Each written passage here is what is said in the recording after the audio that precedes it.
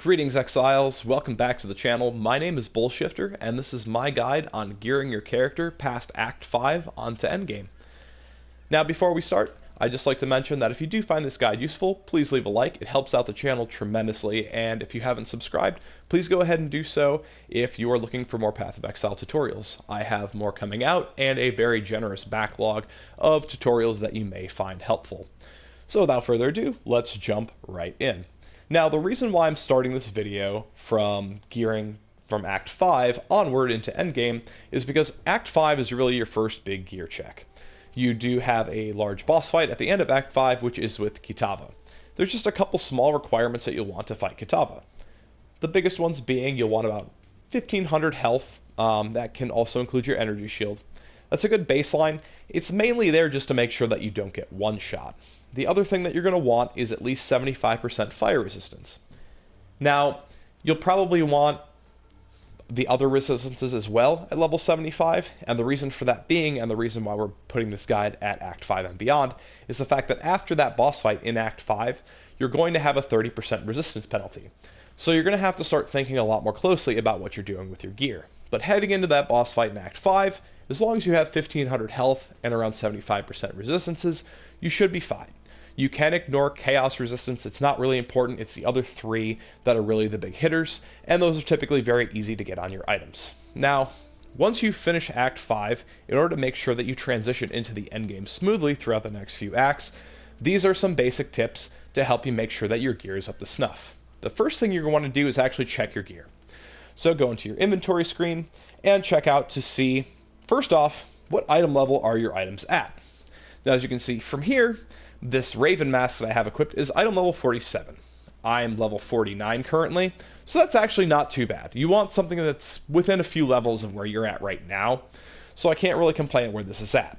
Now, when you click the left stick in when hovering over the item, that's when you can actually see the level item, the different prefix and suffix modifiers, and what tier that they are. This is important for multiple reasons, and we'll get to all of those moving forward in the video. First off, though, we're looking at item level. Now, as you can see, the numbers on here aren't the greatest. The higher the tier of a modifier is actually the worst numbers you're going to be rolling. So the lower the tier, the better. And the biggest thing that item level affects is, one, it affects the amount of sockets that you can actually have on the item. Obviously pertaining to the rules of how many sockets you can have on that item in general, which are helmets, boots, and gloves can all have up to 4. Your chest piece can have up to 6. One-handed weapons can have up to 3. Two-handed weapons can have up to 6.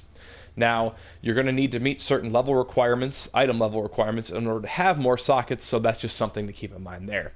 The big thing we're going to be focusing on, though, with the item level is these modifiers themselves. The higher the item level, the better chance you have of rolling better modifier numbers. So as I said, this helmet, it's not the greatest, but it's serviceable.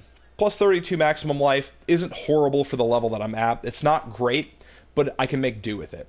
These gloves, on the other hand, I have a plus 8 to maximum life. It's an item level 24, so this is an item that I'm going to want to go ahead and replace right away, and this is why you should be checking your gear, because these gloves are actually hindering me to an extreme level right now. So let's move forward into the 3 ways that you can go ahead and replace an item that essentially isn't doing anything for you anymore.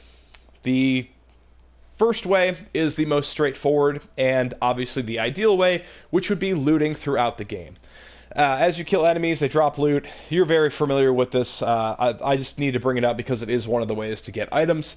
So obviously you'll see gold items that will drop. These could potentially be useful for me as boots. They're energy shield based. I use a lot of blue spells because of the fact that I am a witch. Blue is linked to intelligence, which is also linked to energy shield. So that is helpful. However, I didn't get lucky enough to have any gloves drop. So what you're hoping for is that you have some gold items drop that are useful to you. Use a scroll of wisdom on them. Early on in the game, you're not going to run into a lot of scrolls of wisdom. As you get a few acts forward, they're going to drop like candy. So do not hesitate to pick up items, identify them, and see if they have useful modifiers. Something else you want to pay attention to while you're looting. If you have a loot filter applied, you're probably not going to be seeing the base items that are dropped on the ground when you kill enemies. If you press the left stick in, as you can see here by this shield, it will actually show you all of the items on the ground. This can be a useful way to find items to craft modifiers onto, to also replace items that you have equipped, which brings us to step 2 of how you can go ahead and replace old items, and that is crafting off of base items. So there's essentially 2 ways to do this. One, you can find base items that drop in the world, and the other, we're going to scroll into town to do this, is there's actually a vendor in each town that will also sell base items. So one, you can go ahead and loot those off the ground, or you can go ahead, talk to these vendors, and buy items from these vendors. Now, since they're just base items, they're not going to be very expensive. They're going to cost currency that commonly drops for you throughout the game. So if you do find a base item that potentially has really good sockets or a lot of links, it may be worth picking up. So we'll go to purchase items. As I mentioned, we're looking for gloves. Unfortunately, nothing really with blue sockets. There's a few we can't even use because there's one we can't use because it's super strength based. This one has blue sockets. However, we don't have a high enough item level to equip it, but that's fine. This, for example, say I was running a character that uses a lot of dexterity or green sockets. This is a 3-link green. It's actually a pretty good start. There's another 3-link down here. These could potentially be items for me to craft onto. Armor, scrap, orb of transmutation, super common orbs. They don't cost me much. It's actually a pretty decent investment if they're items that are a solid base for my character. Now, this is the big key in order to use this step efficiently. When you are crafting at this point in the game, you are still in relatively early game. You have not reached mapping. You are not at endgame yet. You want to preserve currency. So I'm going to head in my stash here. There's a lot of different ways to craft, and a lot of people when they're doing things early on will use alchemy orbs to turn a white item into a gold item and get those modifiers. It's completely random. I would avoid doing this at all costs early on. What you're going to want to use instead is low-level essences. A low-level essence will work the exact same way as an orb of alchemy, except for the fact that it has one guaranteed modifier that will be listed in the item's description that it will add onto your item. The second line from the top will also tell you the item level that will roll at. So this one is going to roll at level 45 and below, which, considering we're level 49, wouldn't be that bad. The biggest reason why I would suggest using essences as opposed to orbs of alchemy are: one, orbs of alchemy have a lot more use in later game, where low-level essences essentially have no use for you later on in the game. You're not going to want to put an essence on an item in late game that's going to give you level 45 and below modifiers when you're level 80. It doesn't make any sense to do that. It's a complete waste. Take advantage of these in the early game to go ahead and craft white items into gold rare items that can potentially have at least one modifier that you know that you're going to use. So that is what I would do to craft items. Your third option would be to simply buy something off of the trade market. So just a couple of general tips when searching the trade market. Say, we're looking for gloves. We want to go ahead and find something that's relatively close to our current level, but not above. If it's above, we can't use the item. Now it's going to tell us the lowest base level of the item and what stat it typically uses, which is going to basically tie into the color socket. Intelligence blue, strength is red, dexterity is green. Intelligence ties to energy shield, strength ties to armor, and dexterity ties to evasion. So we're looking for intelligence for my particular character. Your character obviously can differ. Now when we go in here, you're going to notice there's some items that are highlighted in red. They have higher level requirements. Remember, level 47 is the lowest base item score of these items, so they can actually have higher levels. So you may actually be better off searching a few levels further down from your level in general. However, we can go ahead and look through the blue ones. Something else we can use to speed up the process is the filter itself. If you hit the left stick and the left D-pad at the same time, and say we put life in as what we're searching for, because we want to stack some life. Actually, I did that wrong. It should be full quotations. If you use full quotations, it will actually allow you to put in exact terms that you can search for, which can also be very helpful and save you a lot of time. So at this point, everything that has life is highlighted with a yellow box around it. So these are items that are all going to have some form of life added to them. As you can see, the gloves I have now, plus 8 maximum life, not very good. These have plus 41, 47. So these are instant upgrades from what I currently have. They have blue sockets, and they actually have some links attached to them. So it's not a bad place to start. Now, these two people aren't actually asking for any specific currency, but you will find some that are. So basically what I would do when searching through the market, use search terms in the filter, scroll through everything. Go ahead and find something that is essentially the lowest cost for you, because of the fact that you're not trying to use a lot of currency at this point to gear up. You're essentially just trying to find some gear you can use for 10, maybe 15 levels, and then end up replacing it as soon as you find something better. So try and find yourself the best deal on the trade market itself. Unfortunately, on console, we do have a lot of inflation as opposed to PC, but this can at least be a quick, headache-free way for people who don't necessarily want to do a lot of crafting early on. In regards to methods 2 and 3, when it comes to crafting blue items with essences and buying items off the auction block, something else that can save you some time is if you're looking for multiple specific modifiers and say you're missing one that you really want or really need with your build, if you have an open modifier slot on that item, you can just take it to your crafting bench and craft it on there directly. So for example, let's scroll over to the gloves. Now the gloves I have here, I actually have crafted a modifier on here, but if you just ignore that last line, you can see I have 3 prefix modifiers and 1 suffix modifier.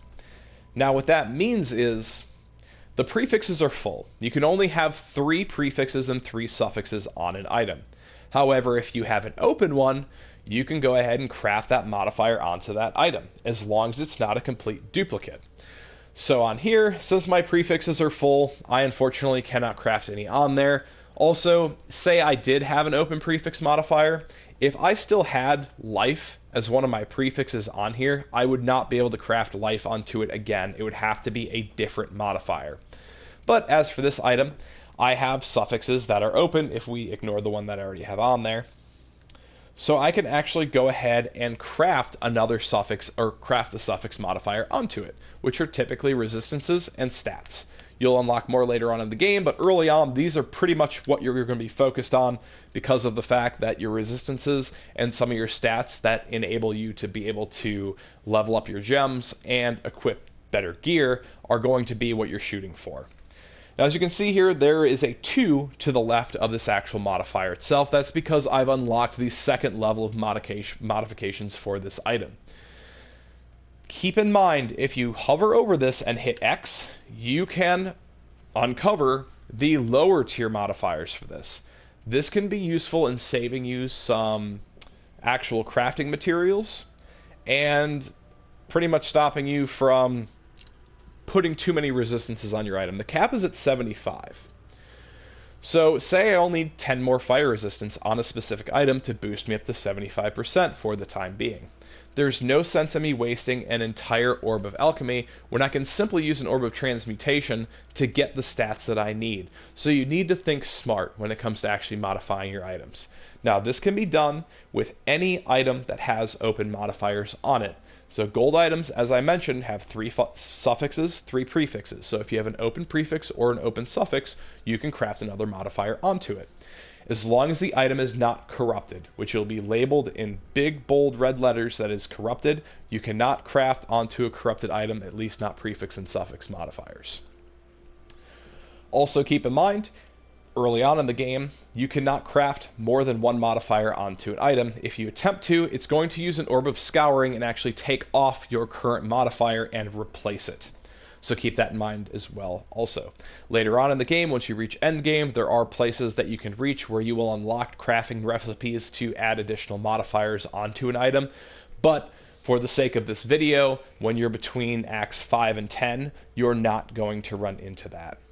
So these are the basics of the things you can do to essentially make your gear better. So just kind of keep that in mind, that there are 3 ways to do this. 1, obviously this is going to be your first choice. If you can loot items off the ground that are an upgrade from your current item, do that. It costs you no currency. It costs you a scroll of wisdom to identify it, which drop like candy. They're irrelevant.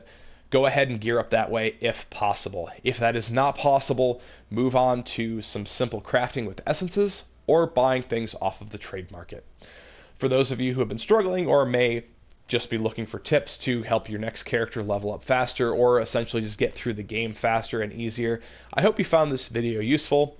If you did, or if you have any questions, feel free to leave a comment in the comment section. I will do my best to answer any questions that you may have. I know I did throw quite a bit of information there at once, but I do hope this was as straightforward as possible. Thank you again for tuning into this video. Again, I hope you found it helpful. I do appreciate everyone who watches my videos, subscribes to the channel. I'm a small channel, so it means a lot to me to have you guys here. I get a lot of support from my subscribers. You guys are awesome, and you guys are greatly appreciated. I can't emphasize that enough. So thanks again, and until next time, may the RNG be with you, always.